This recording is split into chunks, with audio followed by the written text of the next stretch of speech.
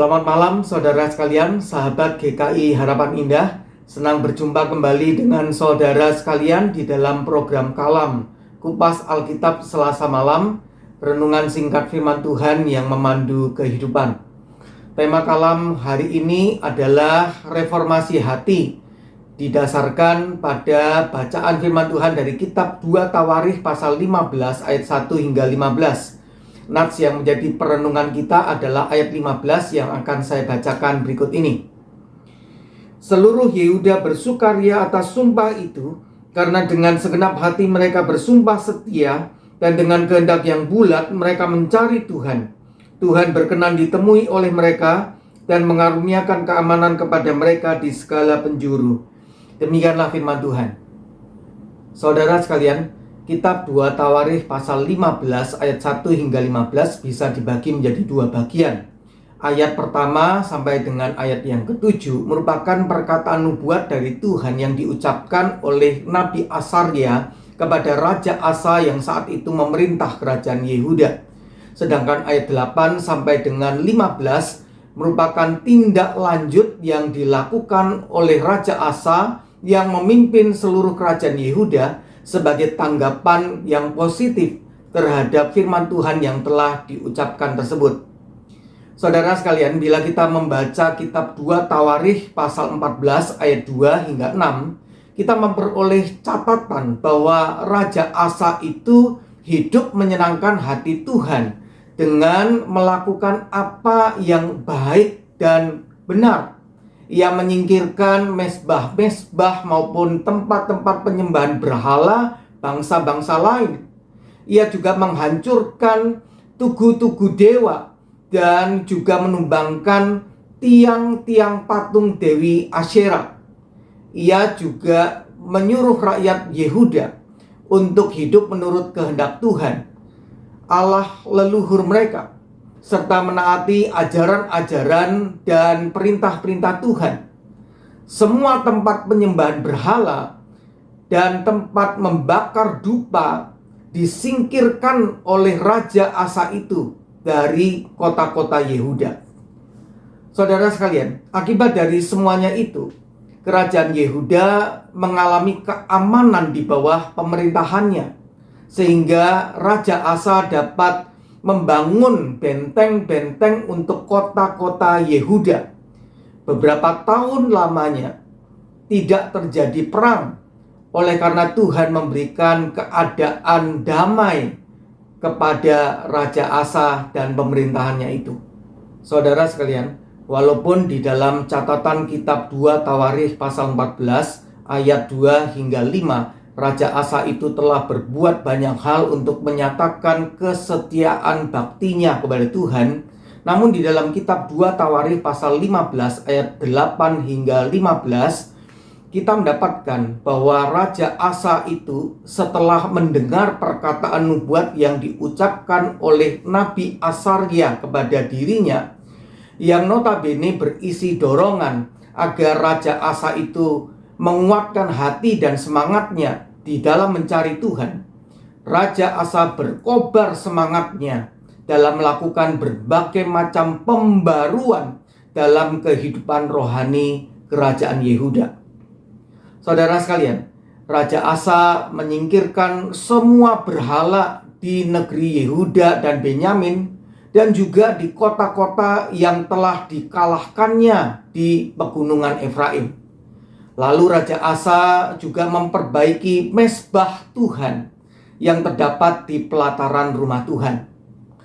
Setelah orang-orang Efraim, Manasye, dan juga Simeon yang notabene berasal dari kerajaan Israel melihat bahwa Tuhan itu menolong Raja Asa, banyak dari antara mereka yang bergabung dengan Raja Asa dan mereka tinggal di wilayah kerajaan Yehuda.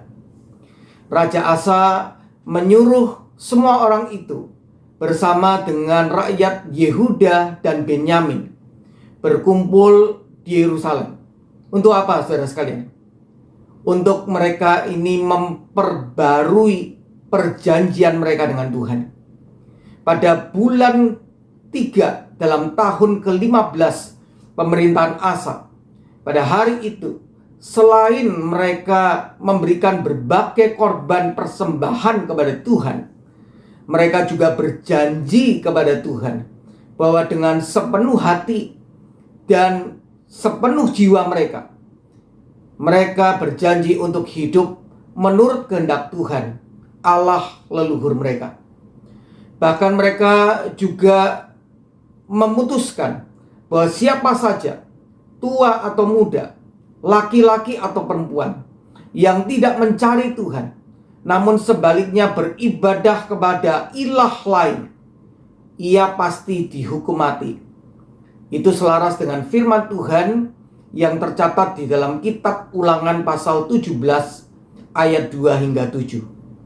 Saudara sekalian, menarik untuk diperhatikan bahwa di dalam ayat 14 dan 15 dari kitab 2 Tawarikh pasal 15, bahwa seluruh rakyat Yehuda bergembira atas sumpah kesetiaan kepada Tuhan yang telah mereka buat dengan suara yang nyaring, dengan sorak-sorai, dan dengan tiupan nafiri dan sangkakala. Karena dengan sepenuh hati mereka bersumpah setia kepada Tuhan, dan dengan kehendak yang bulat mereka beribadat kepada Tuhan. Ayat 15 ini, saudara sekalian, merupakan sebuah gambaran tentang reformasi hati kepada Tuhan. Bila dahulu di masa lalu mereka kurang atau tidak setia kepada Tuhan, kini mereka berjanji setia kepada Tuhan. Bila dahulu mereka kurang atau tidak segenap hati mencari Tuhan, kini mereka benar-benar dengan segenap hati beribadat kepada Tuhan dan hidup menurut kehendak-Nya. Di satu sisi mereka mengucapkan janji kesetiaan kepada Tuhan. Di sisi yang lain, mereka berusaha dengan sungguh-sungguh membuktikan janji kesetiaan kepada Tuhan itu. Saudara sekalian, reformasi hati seperti ini sudah selayaknya kita terus jaga semangatnya agar tetap berkobar. Bila di dalam hati kita, bila di dalam hidup kita kurang atau tidak segenap hati setia kepada Tuhan, kiranya kita kembali setia kepadanya.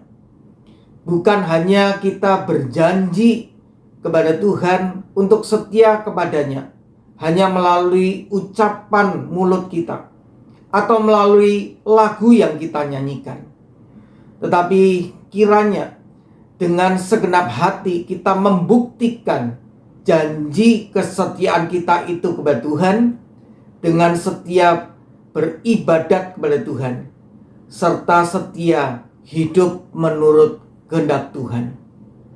Kiranya Tuhan menolong kita agar kita senantiasa setia kepada Tuhan di dalam kehidupan ini. Amin. Saudara sekalian, marilah kita bersama berdoa. Ya Tuhan, terima kasih untuk firman Tuhan pada malam hari ini.